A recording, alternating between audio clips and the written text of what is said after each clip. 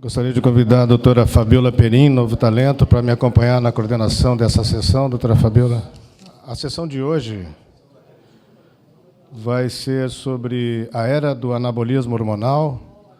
Nós teremos dois convidados, a doutora Miriam da Costa Oliveira e o doutor Clayton Macedo.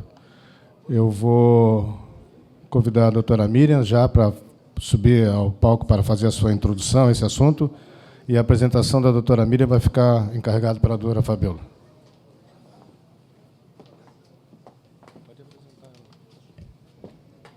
Bom dia a todos.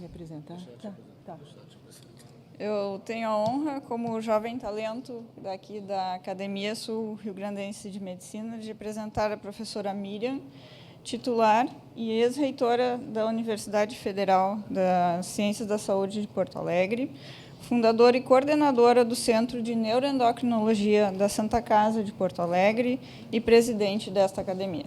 Por favor, doutora Miriam. Obrigada. Essa minha fala é muito curta, porque ela é, na verdade, uma introdução ao tema que o Dr. Clayton nos apresentará depois. O título desta fala é Hormônios da secreção interna à hiperexposição externa. O nascimento da endocrinologia. Nos séculos 17, 18 e na primeira metade do século 19, já havia algum pressentimento sobre a comunicação interna entre os líquidos corporais. Não mais do que isso, mas já existia isso com relação à hipófise, aos testículos, à tireoide e às adrenais. Só em 1855, então, aconteceu um marco, que foi o fisiologista Claude Bernard, e o conceito de secreção interna.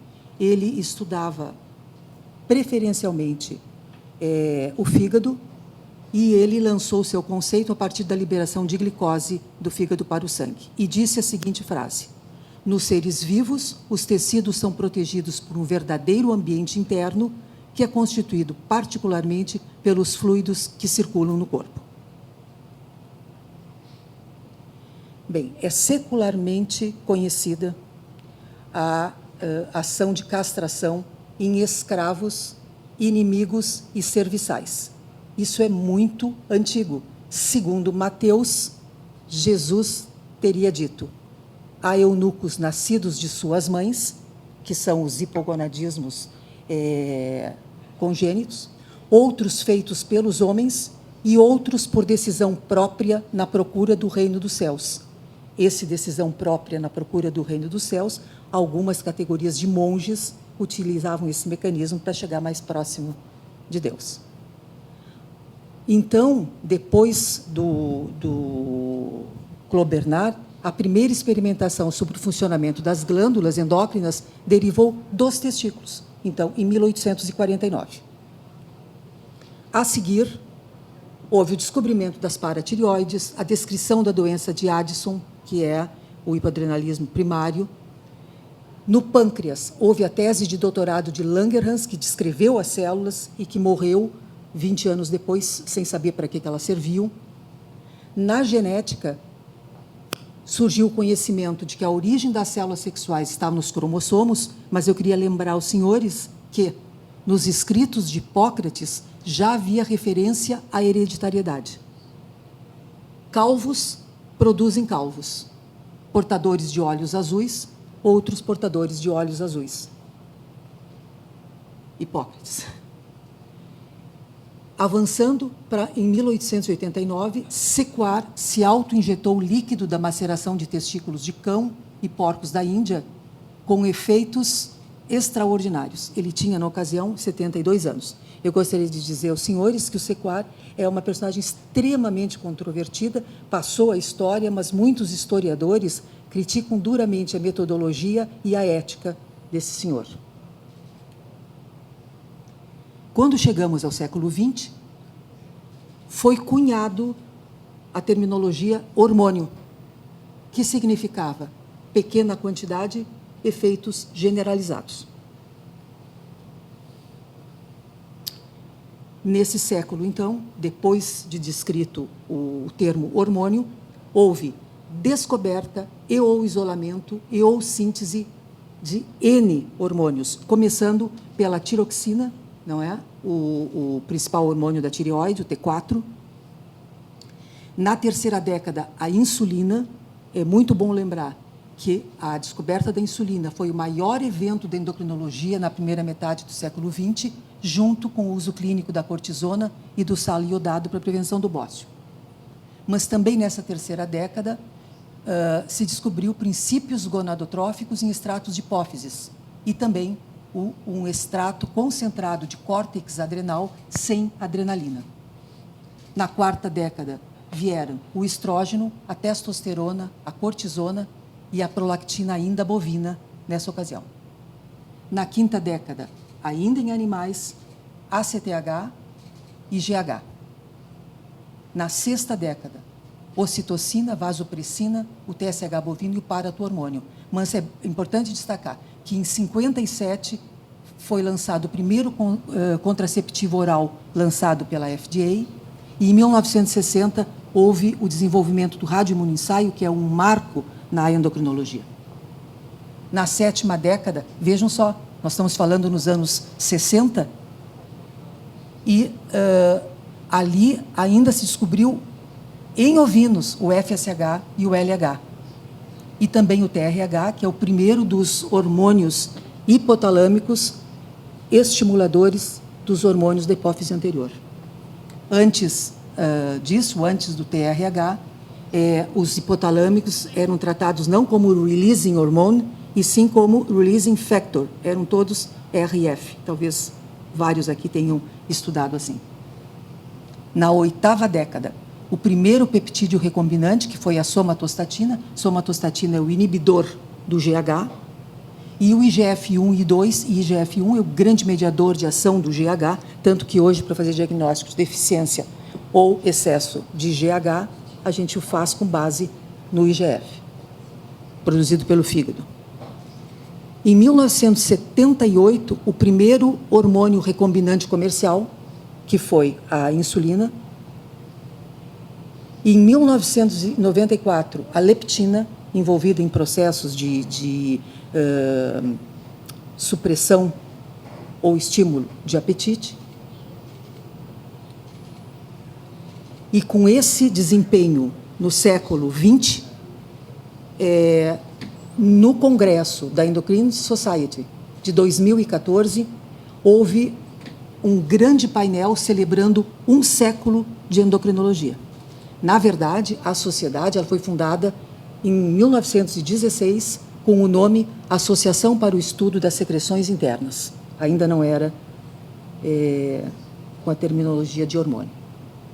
No século XXI, seguem sendo descobertos novos hormônios. Esses aqui são hormônios que fazem parte do controle da adipogênese. Talvez os senhores conheçam mais daqui a quispeptina, porque a quispeptina, entre suas várias... Porque todos esses hormônios eles são multifacetados em ações. E a quispeptina ela tem uma ação na liberação do GnRH, do hormônio liberador das gonadotrofinas. Então, em função disso, talvez seja um pouco mais conhecida. Mas, além desses hormônios, clássicos, vocês vão ver que existem outras questões, como, por exemplo, eu perguntei para o Gemini, né, uma das plataformas de inteligência artificial, quantos hormônios existiam. Quase que para bobear. Não é porque eu sei que é impossível contar isso. E ele disse o seguinte: estima-se que existam cerca de 50 hormônios diferentes produzidos pelas glândulas endócrinas no corpo humano. É uma estimativa, porque o número exato pode variar dependendo da definição e da forma de contagem, incluindo variações e precursores. Variações é um termo conhecido há muito tempo, que, por exemplo, numa cascata de transformação de um hormônio em outro, cada um dos outros vai sendo denominado.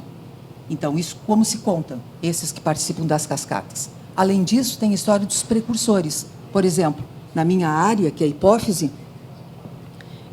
a gente não consegue dosar, mas hoje já se consegue identificar, porque se consegue o anticorpo, os precursores dos hormônios hipofisários, das 3 linhagens embrionárias.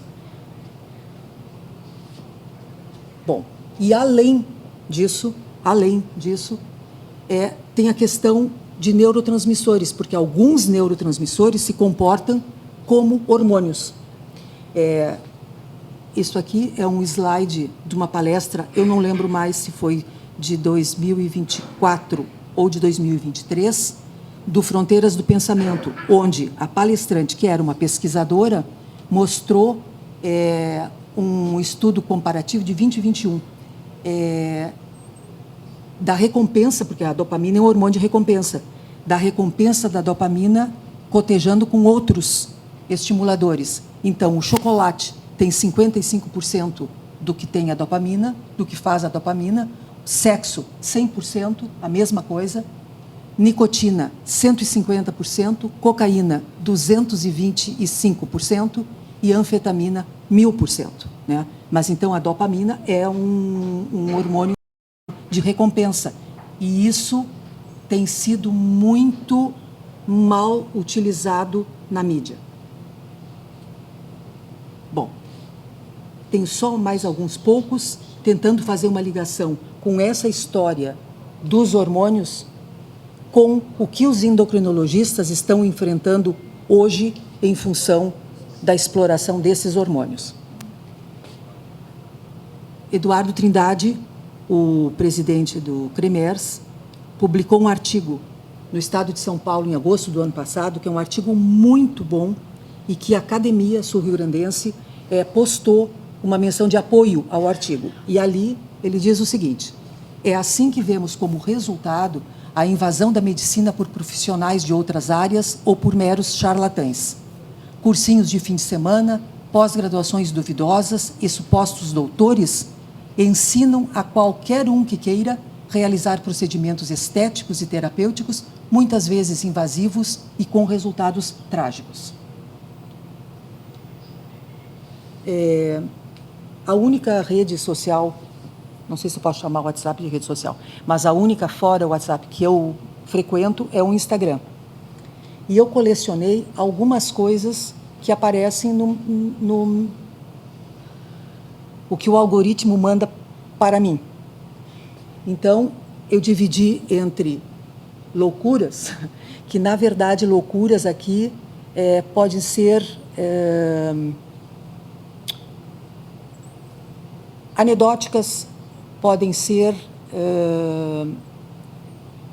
risíveis também. Como, por exemplo, o aparelho EK, o exterminador killer. O que é isso? Óculos para melhorar o eixo hipotálamo, hipófise adrenal, frequências de compulsão por emagrecimento, blends para tireoide, até um cartão de pensólogo e cirurgião plástico da alma. Bom, isso tudo bem.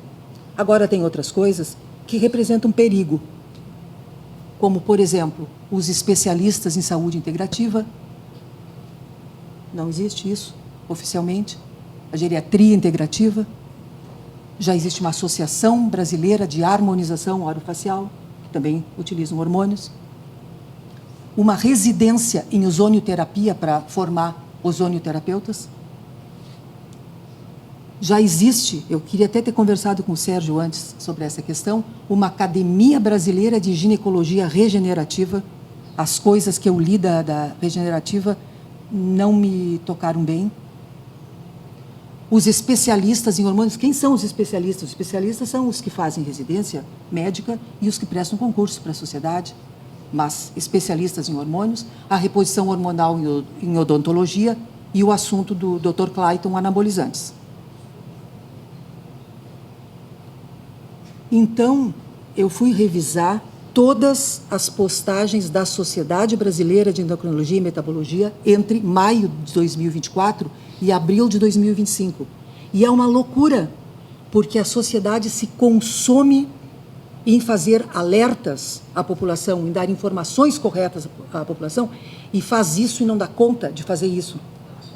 Então, chip hormonal, o Dr. Clayton vai comentar.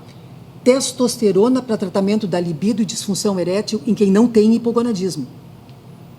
Reposição de testosterona na mulher com base na dosagem de testosterona baixa. O que é uma bobagem, toda mulher tem testosterona baixa. Dehidroepiandrosterona para melhorar o vigor físico e libido. Dosagem de cortisol para avaliar estresse, para identificar fadiga adrenal, que é uma doença que não existe fadiga adrenal. Dosagem de cortisol para avaliar insônia. O cortisol é o máximo, mas não serve para isso. Hormônio de crescimento para emagrecer. Ozonioterapia anal para perda de peso. Medicamentos alternativos ou formulados, jejum intermitente, alimentos ultraprocessados, uso indiscriminado de melatonina, ocitocina, o hormônio do amor, uso indiscriminado de vitamina D em altas doses, soroterapia. Eu vi a foto de um astro da nossa televisão recebendo a soroterapia, um azul anil, certamente cheio de azul de metileno, e as pessoas se prestam para isso, e para fazer propaganda e para falar bem. Tudo isso, em um ano, várias vezes, repetições da sociedade alertando para os perigos. E o meu último slide é o seguinte. Esse senhor, Orkut, eu não sei, ele é um turco, eu não sei pronunciar o sobrenome dele. Ele veio no South Summit Brasil, agora em abril, deu uma palestra e também deu entrevistas em jornais. Ele é o fundador do Orkut, não sei se vocês lembram, que é uma rede que operou entre 2004 e 2014. E ele disse o seguinte, ele faz uma crítica às redes sociais, diz que as redes sociais evoluíram para mídias sociais e que tudo isso começou, essa má transformação, quando, a partir de 2009, o Facebook inseriu o recurso de dar um like no conteúdo de outros usuários, assim como quando o Twitter inseriu o retweet, e o que fez com que os usuários mais populares ganhassem o poder de influenciar os outros. E assim se perdeu conexões que eram verdadeiras. Para terminar, ele diz que isso tem solução. Que ele acha que a solução passa por uma nova rede. E eu vou dizer o seguinte para vocês. Esse pessoal é tão criativo, ele ganha tanto dinheiro com alguma coisa de sucesso, e eles agem tão rapidamente, e a evolução é tão acentuada, que eu realmente acredito que possa vir alguma coisa por aí. E eu acho que a gente deve ter alguma esperança quando a gente vê o estado atual de várias coisas e tende a desanimar. Eu acho que a gente tem que ter expectativa e aguardar. Muito obrigada. Vamos dar sequência com o Dr. Clayton Macedo, doutor em endocrinologia clínica e especialista em medicina do esporte da Unifesp, coordenador do Serviço de Endocrinologia do Exercício da Unifesp e diretor da Sociedade Brasileira de Endocrinologia e Metabologia. Bom dia a todos, uma honra muito grande, imensa, poder estar aqui conversando com vocês, fazendo parte dessa mesa. Fabíola foi minha aluna de graduação, o Darcy, colega da Universidade de Caxias, meu amigo, doutora Miriam, expoente na endocrinologia do Brasil. Eu assisti agora há pouco uma sessão belíssima de premiação de pessoas que fizeram diferença na saúde. A doutora Miriam foi premiada esse ano, não é, no prêmio máximo da neuroendocrinologia, que é a área de atuação dela, o prêmio Dr. Marcelo Bronstein, no Congresso de Endocrinologia. Então, muito obrigado, e é realmente uma honra poder participar. Principalmente vendo a plateia, né? Tem professores ou médicos que eu sempre admirei. Eu estava vendo o doutor Luquez, o doutor Camargo, tantos outros aqui. Muito obrigado, realmente eu fico extremamente honrado. E a gente vai falar sobre um tema. Vocês viram na apresentação que eu sou endocrinologista de formação. Comecei a trabalhar com controle de diabetes, vi o quanto o exercício físico impactava no controle do diabetes, aí comecei a estudar a medicina do esporte, na época que não era ainda reconhecida como especialidade. Nós tivemos em Caxias do Sul a primeira residência de medicina do esporte do Brasil, junto com a residência da USP, da Unifesp, mas o projeto pedagógico original era nosso, lá de Caxias do Sul. E nessa história, na Unifesp, nós montamos um ambulatório de endocrinologia do exercício. E é por isso que eu estou aqui, porque esse boom de mau uso de hormônios, ele nos jogou no meio desse terremoto aí, que é essa avalanche de pacientes complicando por causa dessas más práticas, né? E eu, desde então, acabei me tornando uma referência adicional nesse tema. Então, esses são meus potenciais conflitos de interesse para essa palestra. Nenhum, e eu gosto sempre de dizer que o hormônio hoje é a bola da vez. Vocês vão ver nas mídias sociais, na imprensa, os influenciadores que a Miriam tão bem introduziu, não é? Se você está cansado, é falta de testosterona. Se você tem libido baixo, a potência baixa, é tudo falta de testosterona. A tireoide também, mesmo com níveis normais, ela está alterada, né? Nós temos agora a fadiga adrenal e assim por diante. Então, hoje, nós estamos criando um cenário que vem se tornando... eu sou do tempo que eu atendia 1, 2 casos e contava nos congressos, a gente comentava nos corredores da universidade, olha, atendi um caso assim que complicou. Hoje isso virou rotina diária de todos os endocrinologistas. Quem é referência, eu me atrevo a dizer 5, 6 casos por dia. E um endocrinologista normal, assim, eu acho que atende 2 pacientes por dia que vieram mal manuseados nesse cenário de mau uso de hormônios. Então, o que existe aí é uma apologia ao corpo perfeito, né? Muitas vezes um corpo inatingível, boa parte das vezes falso, inclusive, por manipulação digital, né? E essa indústria ela movimenta bilhões, vocês sabem bem disso. E, infelizmente, eu não coloquei ali médicos de propósito, né? Nós temos portadores de CRM que fazem essa apologia, livre nas redes sociais, apesar de todas as restrições éticas que são impostas, né? E eles transformam o consultório num verdadeiro balcão de venda de hormônios. Essa é a realidade de inúmeras clínicas. Aqui em Porto Alegre é cheio, o Brasil inteiro vem minado disso. E o mercado que se criou a partir disso é o mercado de formação de pseudo-especialistas em hormônios. A empresa ali, 100% dos alunos de vocês seguem esses indivíduos, porque esses indivíduos eles já se infiltraram em todas as universidades do Brasil, universidades federais, inclusive, né? Então, tem toda uma força-tarefa para criar essa cultura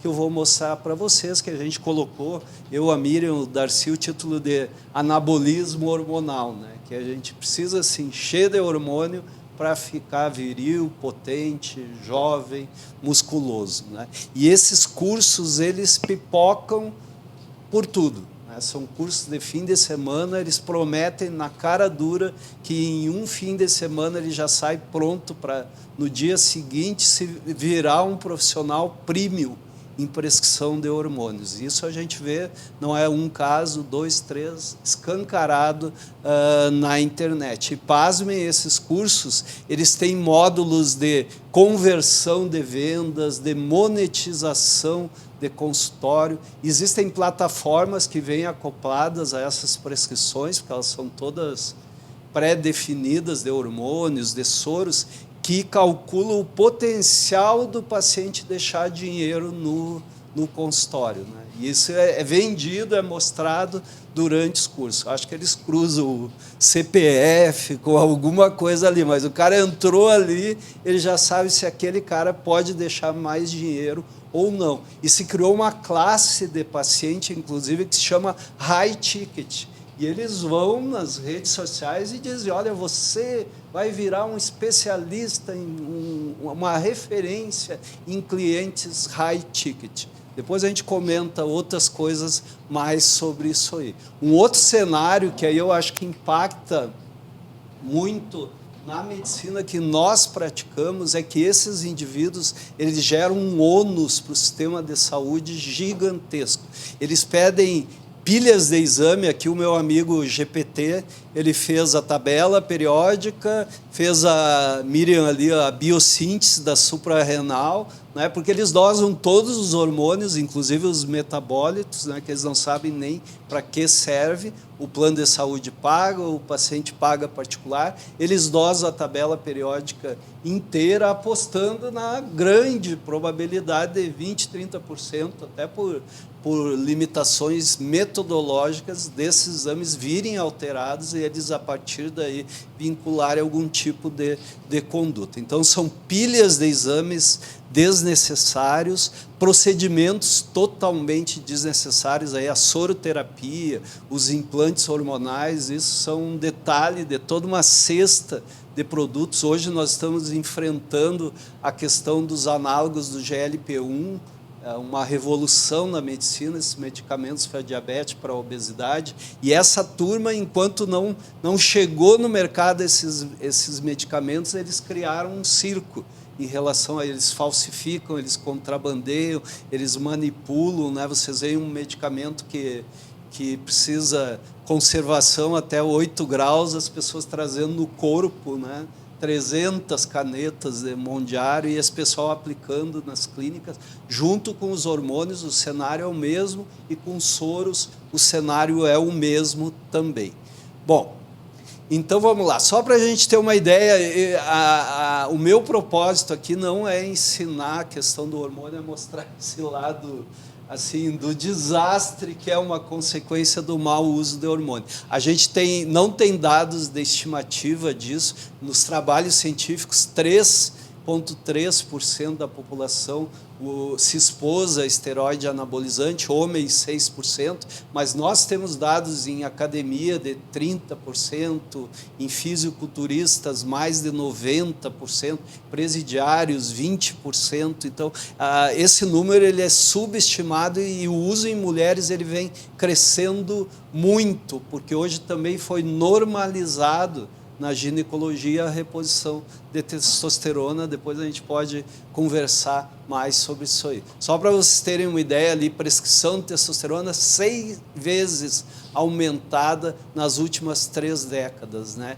E um movimento econômico de 18 milhões para 1,8 bilhões em testosterona. E nesse levantamento, 94% dos usuários de testosterona, eles não preenchiam o critério mais flexível de uso de testosterona. Depois também a gente pode detalhar mais ainda. Nós temos uma preocupação muito grande com a geração que vem vindo aí.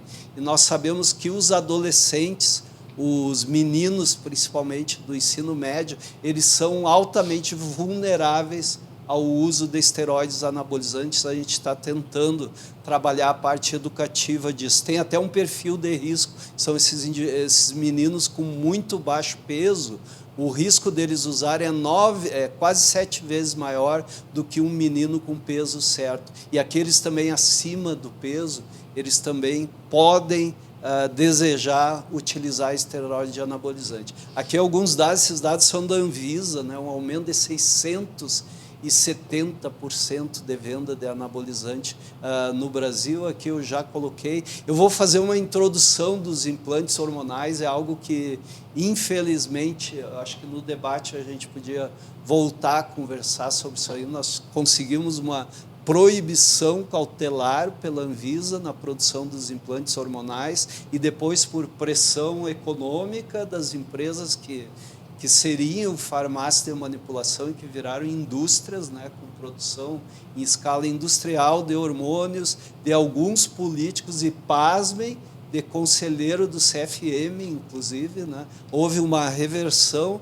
dessa liminar, obviamente com algumas travas, mas no Brasil, se existe uma brecha, os bois continuam passando, né? E passou o boi, passou a boiada. Então, esse cenário ele não mudou, talvez até tenha piorado. Então, esses implantes eles são vendidos como uma solução estética, clínica. Vocês vão ficar admirados se a gente conversar sobre o que eles colocam nesses implantes. Então, gestrinona, que é um progestágeno da década de 70, 80, foi estudado no Brasil para planejamento familiar na época do boom do controle da natalidade. Então, como anticoncepcional e implante de longa duração, hoje existe um implante aprovado, que é o etonogestrel, né, o Implanon. A gente não está falando desse, esse tem aval da Anvisa, mas essa gestrinona, um campo de pesquisa no Brasil foi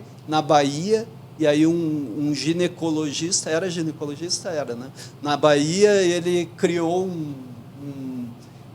uma linha de utilização e o espólio dele, inclusive pós-morte, transformou isso numa indústria, uma máquina de recrutar médicos para prescreverem implantes hormonais. O custo de um implante hormonal é 300, 400, 500 reais, e isso é vendido nos consultórios a 5 mil, 10 mil o implante, né? Então, vocês façam um cálculo. A gente fez um evento, a Miriam estava presente no CREMERS, aqui mesmo. No final, um ginecologista falou: olha, tudo isso que vocês disseram, ele se reúne a uma única coisa. O cara é ginecologista. Lembra disso, Miriam? Vocês calculem 2 implantes por dia, 5 mil, dá 50 mil na semana, 200 mil no mês, né? Com 2 implantes por dia. Então, esse é o mercado que está posto aí, inclusive com ginecologistas renomados, amigos nossos, né, que acabaram caindo nessa tentação. Fora o arsenal todo do kit ali de manipulação, daquela parceria com as farmácias de manipulação, que o paciente sai e já recebe o WhatsApp com o orçamento da prescrição que o médico deu, né? Então, isso é a rotina hoje, infelizmente. Vocês veem combinações aqui, por exemplo, a metformina, que é gratuita no SUS, eles vendem implante para ajudar a emagrecer, para quebrar a resistência insulínica, por 5 mil reais. Sildenafila, né? A ostocina, ela é vendida como hormônio do amor e hormônio da fidelidade e da felicidade. E os médicos vão para as redes sociais e fazem essa apologia. Quem é gineco aqui sabe as indicações da ostocina. Eu tenho um casal de pacientes meus que fizeram implante de ostocina para trazer felicidade por luto na perda de um filho, né? A médica prescreveu isso, com nota, com tudo determinado, para vocês terem uma ideia do que é esse cenário. Essa mesma médica, ela foi essa semana nas redes sociais e deu um depoimento lá que o uso de implantes hormonais protegia de câncer de mama, né? Que está ali nas redes sociais, toda uma celeuma, e a mulher está aí solta, né, ganhando dinheiro, fazendo esse tipo de procedimento. Mas vamos lá. Então, esses implantes, eles são hormônios, boa parte deles. A própria gestrinona, ela ela tem ação androgênica, então ela é virilizante. E esse caso aqui, eu estou conversando hoje com a paciente, é uma paciente que já fez 4 procedimentos, ela fez infecção de repetição nos 2 lados onde ela implantou hormônio, ela fez septicemia, ela teve todos aqueles efeitinhos ali que a gente conhece de implantes hormonais. Isso aqui foi a retirada do implante, ela está na 4ª retirada, porque eles são inabsorvíveis, eles são absorvíveis, né? Então é difícil a gente retirar. E vocês vão ver aí na rede social, esse é daqui de Porto Alegre, né? Implantes, o fim do desequilíbrio hormonal. Aqui só para vocês verem um implante de testosterona em mulheres na pós-menopausa, aqui vocês veem a média dos níveis que são atingíveis, sabendo que o nível máximo de testosterona na mulher é 70, 80, né? Isso chega a 4 vezes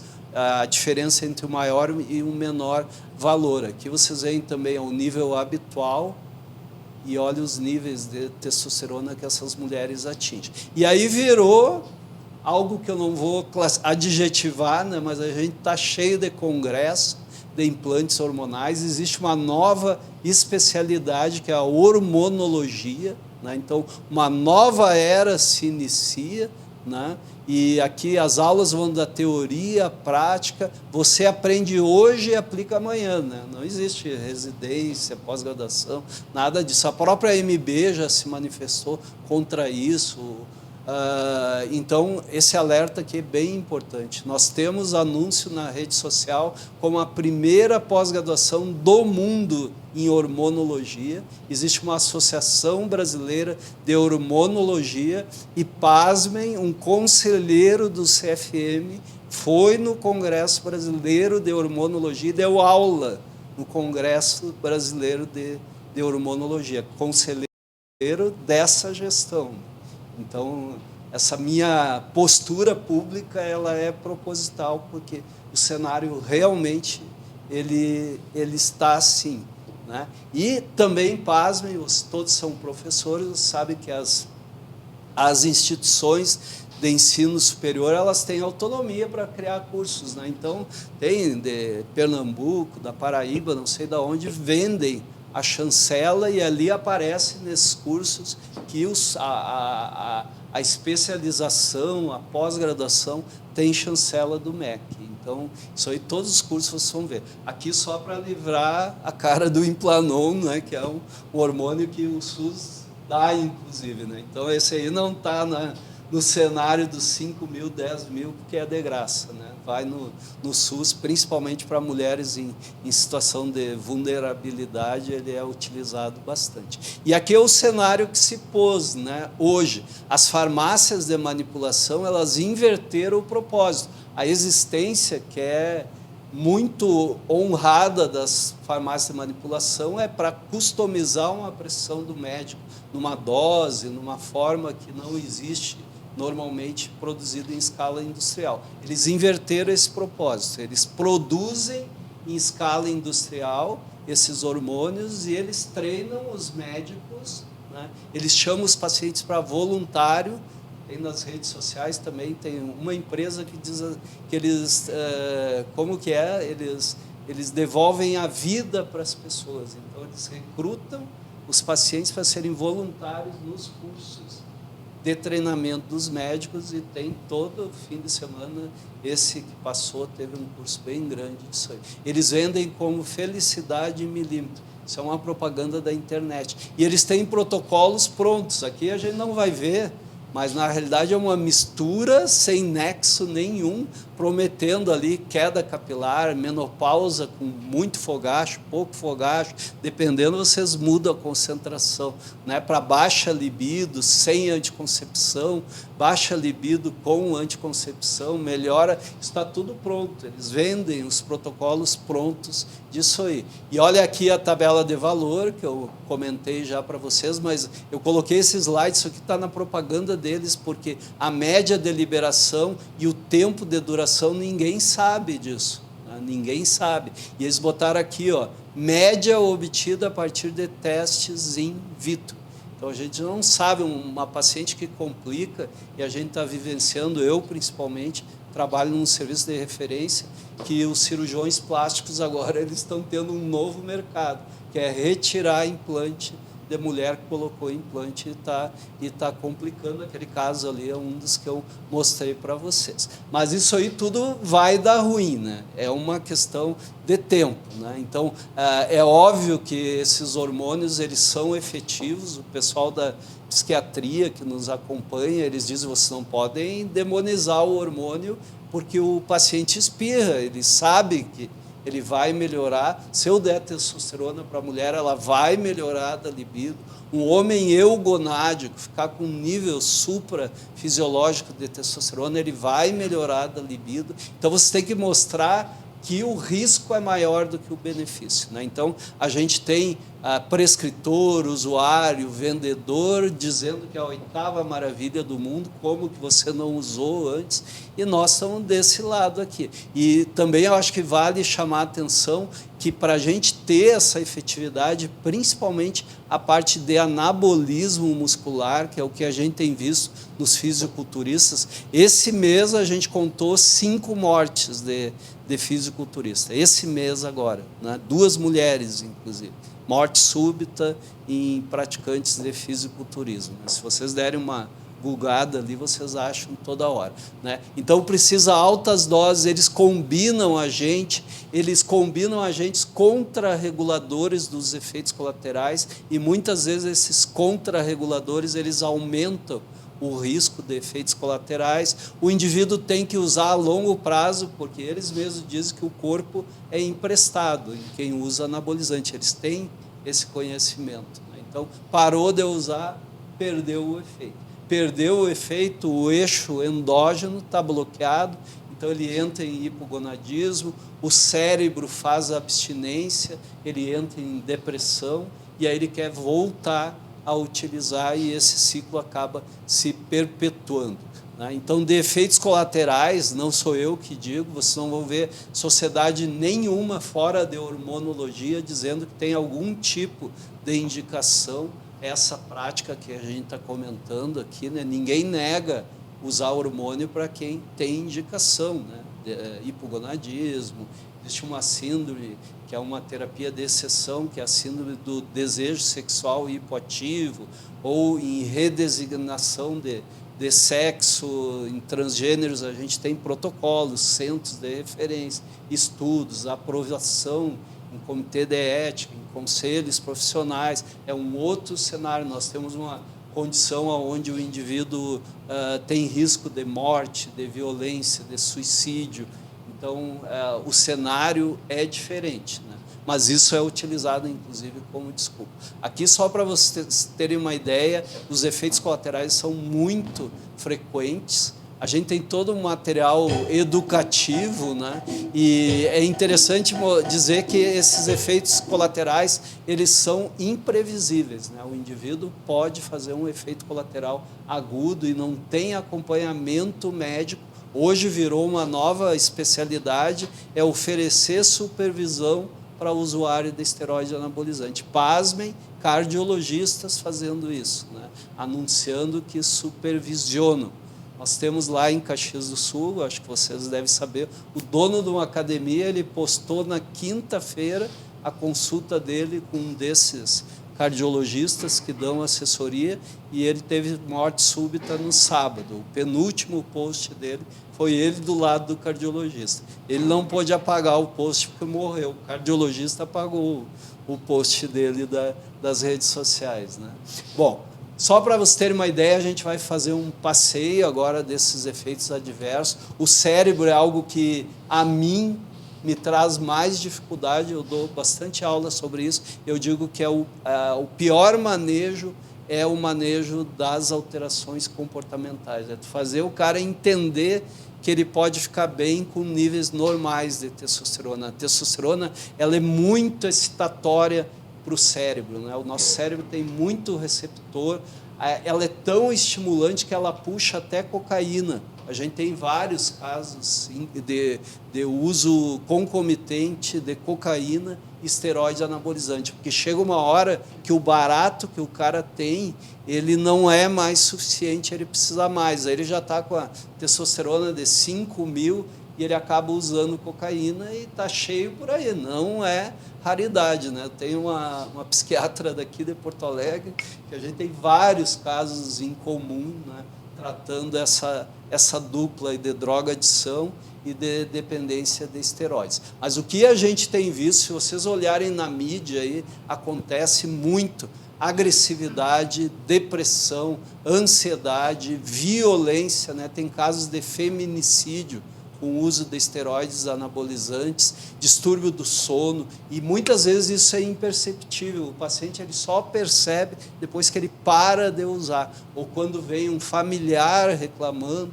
Eu atendi agora um empresário que a equipe dele pediu para ele consultar, porque ele tinha mudado muito o comportamento, o cara, e isso foi o gancho para ele parar de usar, foi a equipe de trabalho dele dizendo que ele estava insuportável, pavio muito curto, o humor varia bastante. Esse a gente tem uma coorte dinamarquesa que eles estão acompanhando há anos, de indivíduos que foram detectados como usando esteroide anabolizante em teste antidoping, e eles já estão com 12 anos de seguimento desses indivíduos. Tem vários trabalhos disso. E um deles é esse aqui. 9 vezes mais risco de cometer um crime violento, 545 usuários versus foi um estudo de caso controle, 1 para 50, né? 11 anos de seguimento, 18,5% tinham sido presos por crimes violentos não atribuíveis a fatores socioeconômicos. Isso na Dinamarca. Né? E eu já presenciei usuário de esteroide anabolizante em briga de trânsito, e é algo assim, lutar ou morrer, né? Porque o cara traz toda aquela raiva, se tem uma arma, alguma coisa acontece. Dependência física, ela chega a quase 60%, e a dependência psicológica e dependência química, de neurotransmissor. E o indivíduo, eu vou mostrar um caso ali que o paciente vivia com 3.000 de testosterona, quando ele veio para o normal, ele não aguentou. Os pacientes não conseguem tolerar o delta de testosterona. O cérebro fica carente daquele estímulo e ele acaba voltando a utilizar. Tem trabalho já aqui, vocês veem, são 82 casos, eles fizeram neuroimagem funcional, e é um estudo observacional de correlação só, né? Não é caso controle, mas mostrou uma correlação negativa entre o uso de esteroide anabolizante, o volume cerebral e a espessura da córtex cerebral. Eu não vou comentar aqui, não sei se tem algum psiquiatra, mas também a gente tem esse outro cenário, que é da dismorfia de percepção muscular, ou vigorexia, né? Mas aparentemente isso é uma doença psiquiátrica, e o uso de esteroide anabolizante é uma consequência da doença. Não é que o fato dele usar, ele vai desenvolver essa doença. Depois a gente pode comentar um pouquinho mais. O coração, ele sofre diretamente, porque é um músculo e é cheio de receptor para testosterona. Ele sofre indiretamente pelo tipo de treinamento suprafisiológico, mais treino resistido, sem compensação aeróbia, e sofre muito por polifarmácia, né? Esses indivíduos, principalmente do fisiculturismo, eles usam diurético, eles usam estimulador adrenérgico, eles usam hormônio tiroidiano, eles usam GH. Um dos esteroides que eles usam é a trembolona, que é algo veterinário e é altamente cardiotóxico, e eles sabem que é o que mais vai dar ganho de massa muscular. Então, numa fase do preparo, eles usam trembolona, né? Aqui, para vocês verem tudo que pode acontecer: hipertensão arterial, hipertrofia do músculo cardíaco, insuficiência cardíaca, resistência à insulina. Ele piora a gordura visceral pela resistência à insulina. Aqui é algo direto, né? Aumentar o LDL, principalmente diminuir HDL. Eles fazem eritrocitose, polistemia, aumenta hematócrito, aumenta hemoglobina. Eles ficam em estado de hipercoagulabilidade, e isso dá mais trombose, embolia, arritmia, e o que a gente tem visto em jovens, muito frequente, aterosclerose prematura, AVC, infarto e morte súbita, a gente está vendo direto. Eu trabalho no Einstein, lá em São Paulo, e o meu ganha-pão é paciente dos cardiologistas. Os empresários, acho que compram virilidade, músculo, juventude, estão usando testosterona em doses absurdas, e quando eles complicam, eles vão lá no Einstein interno, né? Eu tenho que fazer o desmame. Isso virou rotina, assim. Eu já montei protocolo de atendimento online, porque eu não estou sempre lá, né? Toda hora tem isso. Vocês viram até ex-presidente da República aí fazendo apologia a chip da beleza, né? Que está com a potência nota 10 e que botou o chip da beleza. Bom, essa é aquela mesma coorte, aqueles já estão com um número de 1.200 e tantos, 3 vezes o risco de morte. Se pegar a morte violenta, não natural, chega a quase 4 vezes, para vocês verem o impacto que tem nesse outro cenário que envolve comportamento nessa casuística. Aqui é um dado do Circulation mostrando que esses indivíduos eles fazem diminuição de fração de ejeção. Aqui vocês têm todos os usuários, usuários atuais, ex-usuários, a fração de ejeção é menor do que indivíduos que não usam e tem disfunção diastólica precoce. Aqui vocês vão ver que tem correlação de tamanho de volume de placa arterial coronariana, tem diferença entre usuário e não usuário, e existe uma correlação entre o volume da placa arterial coronariana e a duração da exposição cumulativa a esteroides anabolizantes, está bem definido. Aí esse é um artigo que saiu agora, daquela mesma coorte, eles ampliaram os desfechos, eles primeiro tinham apresentado só a mortalidade, agora eles definiram, eles já estão com 1.157 usuários aqui. Risco de infarto 3 vezes maior, de realizar procedimento cardíaco 3 vezes maior, trombose, embolia 2,4, arritmia 2,2, cardiomiopatia. O coração é um músculo, né? Eles não podem achar que o hormônio tem um chip e vai só no músculo estriado, né? Ele vai na parede do vaso, que é muscular, ele vai no músculo cardíaco, né? Então, 9 vezes mais cardiomiopatia, 3 vezes mais insuficiência cardíaca, né? E hoje a gente está usando aqui, só como curiosidade, não vou mostrar em detalhes, a gente consegue medir o grau de deformação do miocárdio e é um sinal precoce de disfunção, antes daquelas alterações que eu mostrei para vocês, de disfunção diastólica e diminuição de fração de ejeção. Então, a gente está usando muito o strain. Quando vocês atenderem um usuário de esteroide, peçam um ecocardiograma com medida de strain, né? Dessa deformação. Ele tem uma correlação bem boa e ele é precoce. Eu tirei os dados, aqui eu deixei alguns dados, né? Achei que tinha tirado, mas ele consegue determinar diferenças consideráveis nessas medidas entre usuários. O fígado, eu vou só citar, aqui é um parênteses, antes da gente falar de hormônio, erva, esses produtos aí, suplementos à base de erva, eles são extremamente hepatotóxicos, né?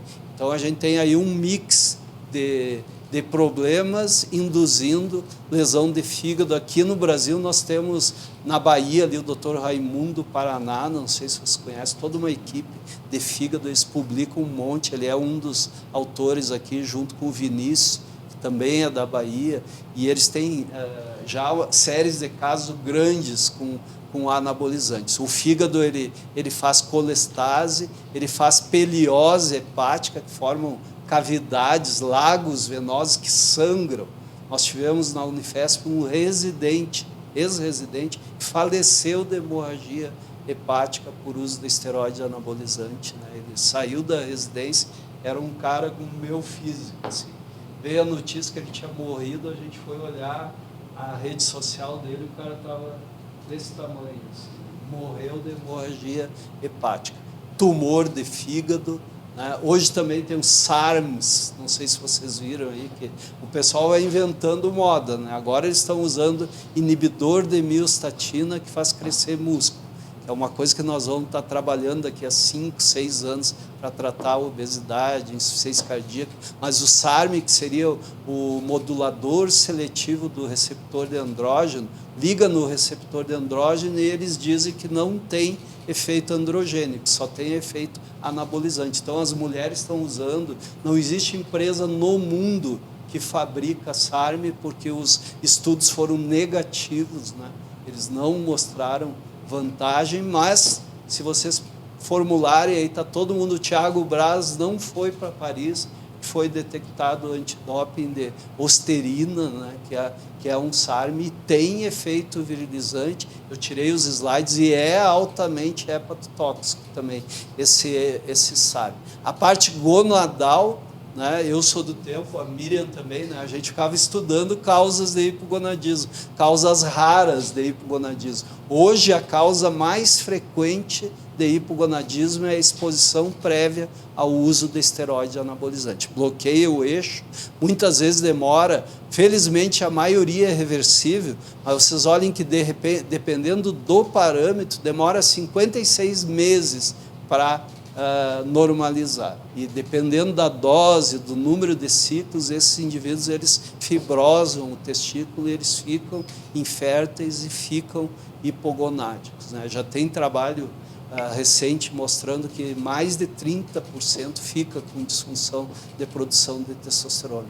Isso é algo inacreditável, né? Mas esses hormônios eles são manufaturados muitas vezes em fundo de quintal. Eu já atendi um fabricante de esteroide anabolizante que ele recebia o sal e ele botava óleo de cozinha e cozinhava na garagem dele, né? E ele usava também, né? Então aqui, por exemplo, é um abscesso, né? Hoje a gente tem vários casos aí de septicemia, faceite necrotizante. Fui dar uma aula em Portugal, lá tinha o ator número 1 dele, estava em sepsis, em coma, porque tinha injetado testosterona e fez uma necrose na perna. Foi uma comoção lá em Portugal, todo mundo falando disso aí. Então, os casos estão por aí, né? Eles fazem infecção sistêmica e eles fazem infecção sorotransmissível também, né? Para vocês verem, esses dados para mim são alarmantes, né? Porque eles compartilham seringa, nas academias, eles pegam o esteroide anabolizante de veterinário e eles dividem as doses. É óbvio que trocam seringa, mas nas academias, lá em Caxias, eu estou falando dos donos da academia, morreu um, agora morreu um outro desse cenário aí, né? Também.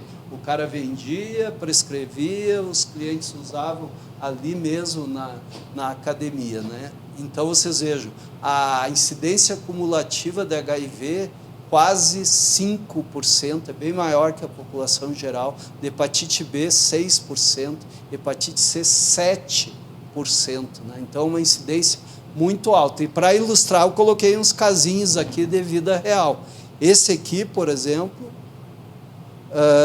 eu tive a autorização da família para divulgar. O paciente faleceu com HIV, sífilis, hepatite B, neurocriptococose. Era um usuário de esteroide que comercializava anabolizante e compartilhava as doses que ele vendia, né? Aqui tem um casinho, vamos ver se tem o som, se não tiver, não sei se eu vou conseguir.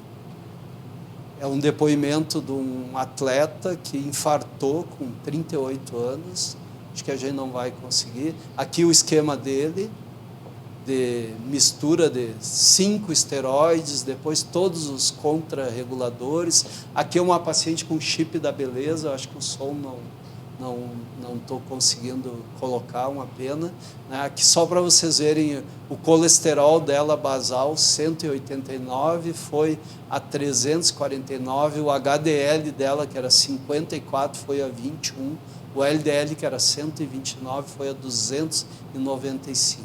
Ela fez também uma hepatite medicamentosa grave, transaminase de 19, foi a 315, TGP de 13 foi a 800 e tanto. Essa paciente demorou mais de 6 meses para recuperar. Aqui o depoimento dela, eu vou passar.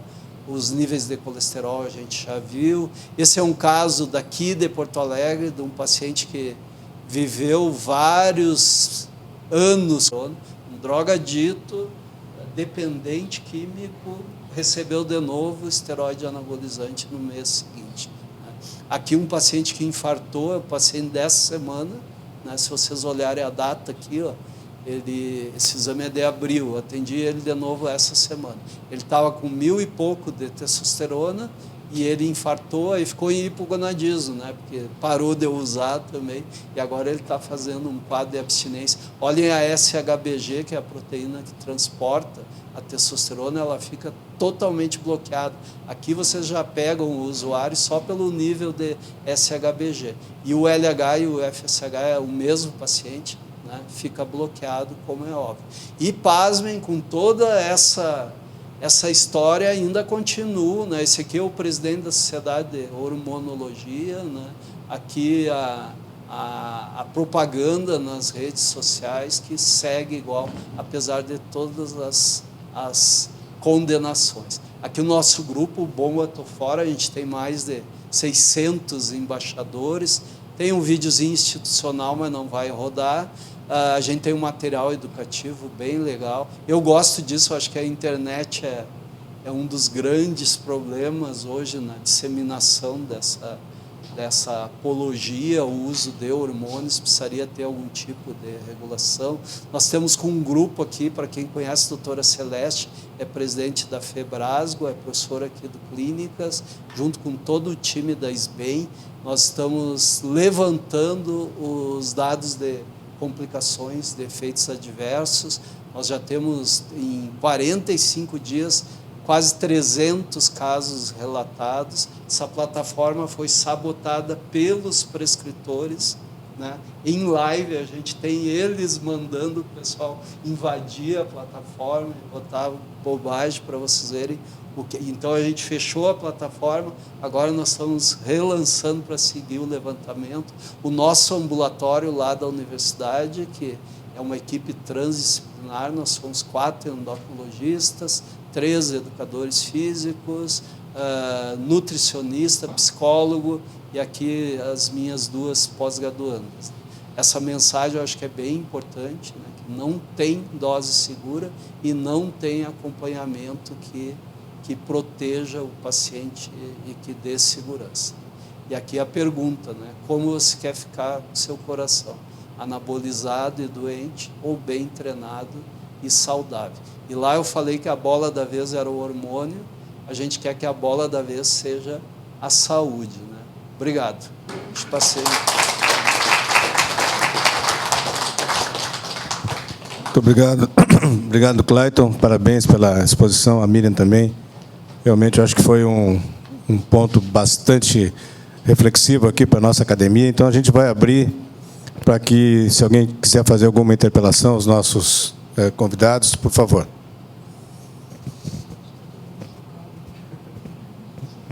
Isso que vocês não viram o depoimento, né? Os depoimentos são importantes. Liselotti, por favor. Aqui, ó, dona confreira Liselotti.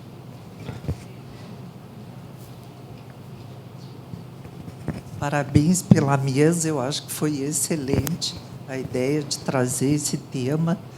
Parabéns aos palestrantes. E eu queria contribuir com um caso de vida real dessa semana, que eu atendi. Eu sou neurologista. E, digamos, dentro da neurologia, a área certamente que mais sofre, vou dizer, efeitos adversos, né, dos anabolizantes, é a área, digamos, neurovascular, né? Hoje em dia é imprescindível a gente questionar sobre o uso dessas medicações, porque cada vez mais a gente vê AVC em jovem e que tem, vamos dizer, como etiologia daí o uso dessas drogas. Mas o caso de vida real que eu queria relatar é de uma paciente minha que tem enxaqueca, que estava bem controlada, e aí ela vem à consulta novamente porque ela estava descompensada do seu quadro, não é de crises, e que nos últimos 2 meses ela vinha tendo 3 a 4 crises por semana. E aí questionando sobre possíveis fatores para ter tirado a paciente do controle medicamentoso. Eu sempre questiono sobre o uso de vitaminas, nutracêuticos e tudo mais, e aí ela comentou que tinha colocado o chip da beleza, fazia 3 meses. E aí eu pensei, bom, a gestrinona aumenta a testosterona, pode aumentar estrógeno e é um dos fatores desencadeantes de crise de enxaqueca. Então, inclusive, isso a gente tem visto, quer dizer, outras, vou dizer, efeitos adversos dessas medicações. Mas, realmente, a gente fica muito impactada com os dados. Vocês querem comentar, Cleiton? Quer comentar? Realmente a neurologia está trazendo muito caso de dano vascular, né? E já existe modelo animal mostrando perda cognitiva em usuário de esteroide anabolizante. A gente tem esses dados de neuroimagem, mas tem hoje, por exemplo, esses estimuladores musculares, né, que são as miocinas. O exercício libera BDNF, por exemplo, que é um fator neurotrófico derivado do cérebro, o músculo produz. E o esteroide anabolizante bloqueia o nível de BDNF. Então, aquele benefício que o atleta teria com o exercício, ele perde com o uso de esteroide, e tem dados em modelos animais que afeta a memória, afeta o humor, várias coisas. A gente vai ter muito mais caso disso aí na sequência. Obrigado pela sua colocação, é ótimo. O acadêmico Rogério Sarmento. Depois, Paulo Abreu. Depois, o nosso Luiz Augusto Pereira. E aí, com esses, nós vamos encerrar, porque já estamos ultrapassando o horário, tá bem? Bom, meus cumprimentos para os dois. Eu acho que é muito rica as falas de vocês, ilustram bem o dia a dia. Até estava conversando com o doutor Leandro aqui. Eu sou cardiologista intervencionista e atendo muita urgência. Tenho visto cada vez pacientes mais jovens com infarto, já tenho feito angioplastias primárias para tratar infarto agudo de pacientes que tu vai ver o fator de risco é o uso de esteroide anabolizante desde cedo.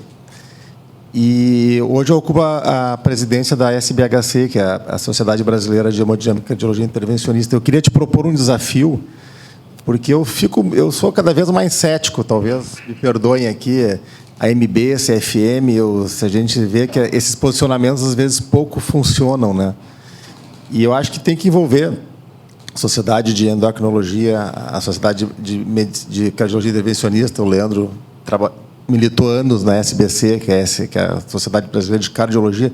Mas tem que fazer um pool dessas sociedades médicas que veem ciência como ela deve ser vista, medicina baseada em evidências, de uma forma crítica, de uma forma construtiva, porque realmente eu também dou aula na universidade, e é para alunos de 3º ano, e a gente vê o desinteresse na ciência, o interesse cada vez mais progressivo em ser médico de rede social. E isso, até eu tenho uma filha que terminou o ensino médio agora e está fazendo vestibular para medicina, e ela, pai, eu só quero fazer nas universidades mais tradicionais aqui de Porto Alegre. E eu fico muito preocupado que medicina que ela vai fazer, que ela vai fazer lá na frente, porque a influência deste perfil hoje assistencial é nefasta, é nefasta. A gente vê cada vez, o próprio Sérgio trouxe aquela vez sobre a formação médica no Brasil, né, que o número de vagas de medicina explode, enquanto o número de pós-graduação, cada vez de residência, diminui. Então, a gente vai estar infestado por esse tipo de perfil assistencial que tu bem colocaste nas redes sociais, que são médicos que não trabalham com doença, eles vendem saúde, e quando o paciente fica doente, eles nos procuram. Então, eu faço consultório, eu vejo pacientes que, até referenciado por eles, que depois que complica, eles não atendem mais telefone, não respondem mais WhatsApp, fecham a agenda. Então, assim, isso é um problema, e ele tem que é quase um problema de polícia, isso, né? E tem que ser encarado dessa forma. Então, acho que tem que fazer um task force das grandes sociedades médicas para poder tentar combater isso, porque senão vai ser uma epidemia nefasta que a gente vai ter pela frente. Ok, obrigado. Quer comentar? Obrigado pela tua colocação. É importantíssimo. A gente conseguiu, ano passado, juntar 34 sociedades. Nós conseguimos que a Anvisa proibisse implante hormonal e eles reverteram. E agora a gente está aí com os agonistas de GLP-1 da mesma forma. O poder econômico é gigante. Então, essa plataforma que a gente fez, a gente vai relançar ela agora. Nós estamos só esperando a plataforma Brasil, porque a gente registrou como projeto de pesquisa, passou por CEP e tudo, mas no piloto que nós fizemos, os caras invadiram a plataforma, para vocês terem uma ideia. O nosso site do Bomba Tô Fora, a gente não pagou o vencimento ali do domínio. Uma empresa, não vou citar qual, foi lá e registrou o domínio, agora é deles, né? E é um domínio que tu vai olhar ali, é uma coisa de bicicleta, de bombado, e chama bombatofora.com.br. Eles pegaram, quer dizer, até isso os caras cuidam. Isso aí é algo fora do... Paulo Abreu. Não, eu só queria comentar um pouco, assim, até em cima de um caso típico, mas o problema, porque a extensão do problema, que gera um problema social em múltiplas gerações, né? E talvez dali uma estratégia para conter. Em cima de casos, assim, um caso recente que eu até interrompeu o tratamento porque ele ficou desconfiado comigo, que era um empresário, meia-idade, começou a usar testosterona receitada por um médico, um endocrinologista até, que tem site, tudo, em Novo Hamburgo.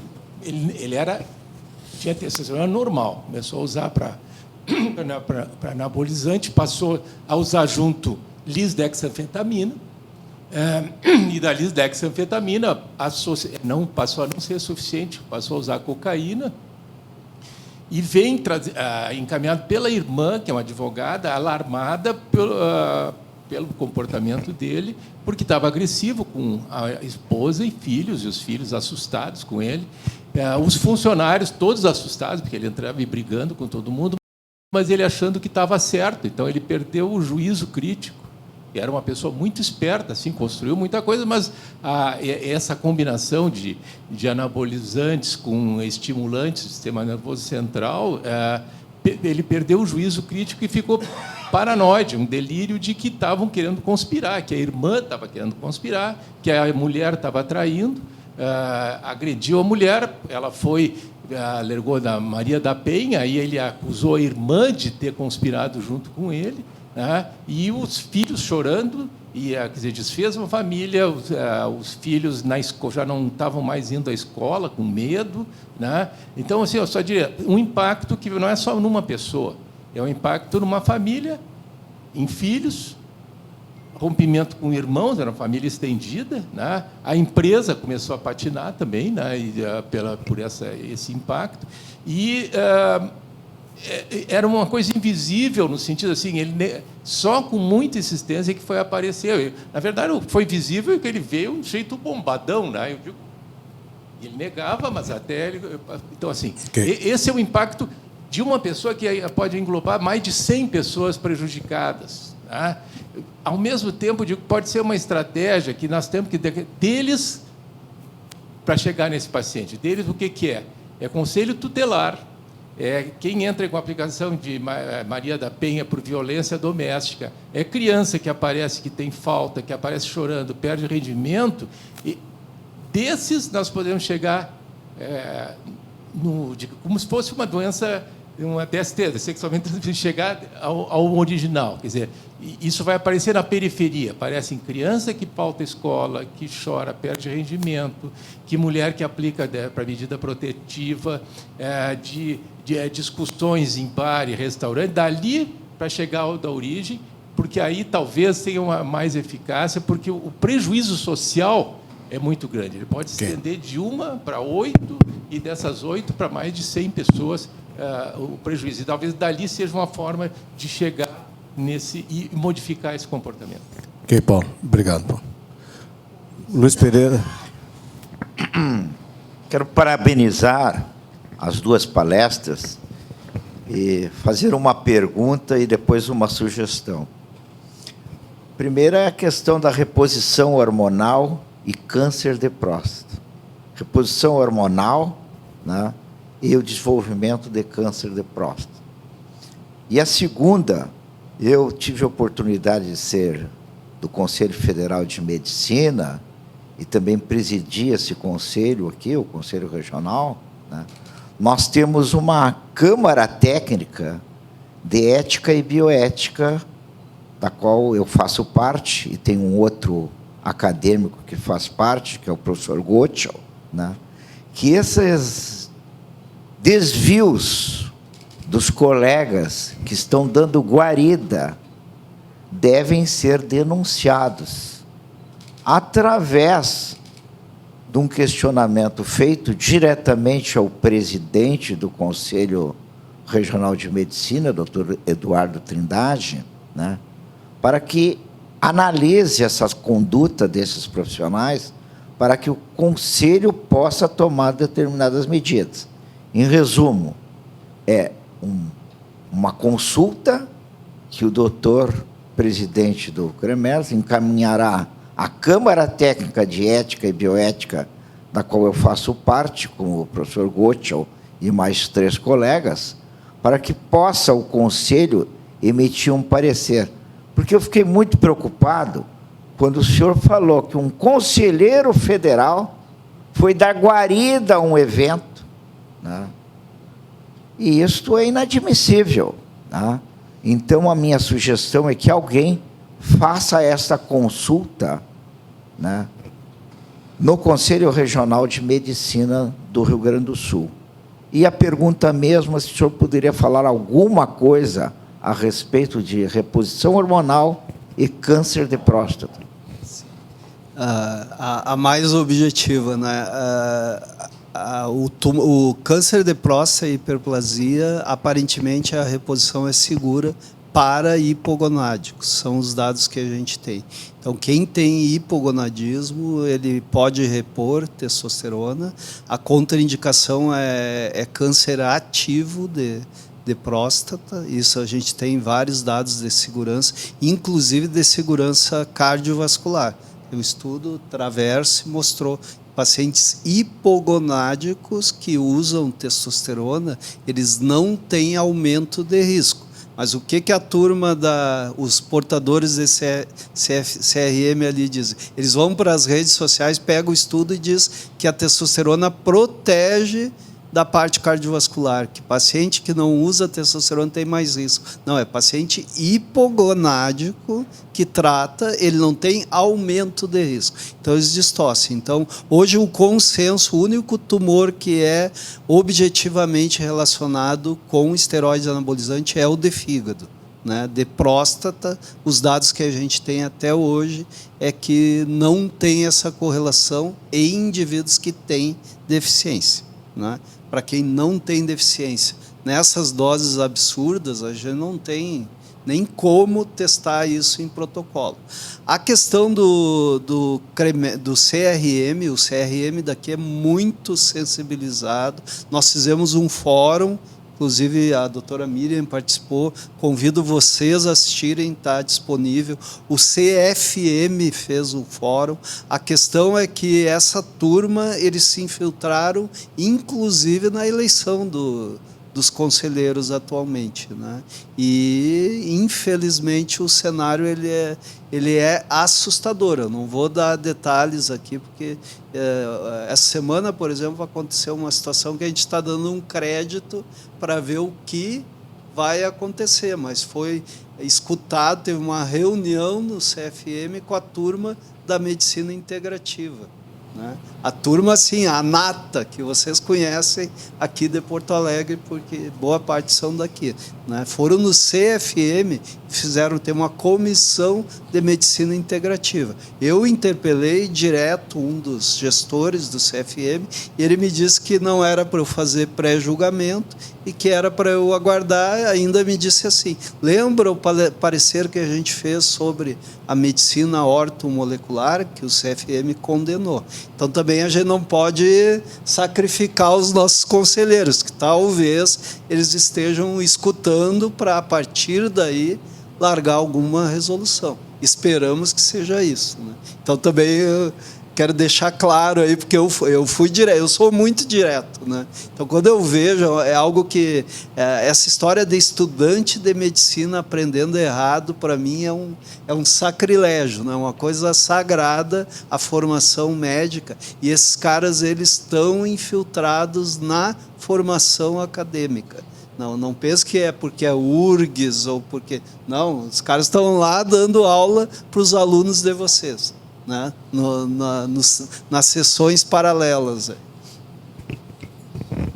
Bem, pessoal, acho que foi realmente uma manhã bastante proveitosa, né, intensa, que justificou por muito a Academia Sul-Rio-Grandense de Medicina. Queria agradecer mais uma vez ao Clayton pela presença, a Miriam por ter nos dado essa oportunidade de ouvi-la enquanto palestrante, né? Nós sempre ouvimos ela, passamos 2 anos vendo a Miriam falar como presidente, e a surpresa também foi muito agradável, Miriam. A palestra foi muito consistente, muito atrativa.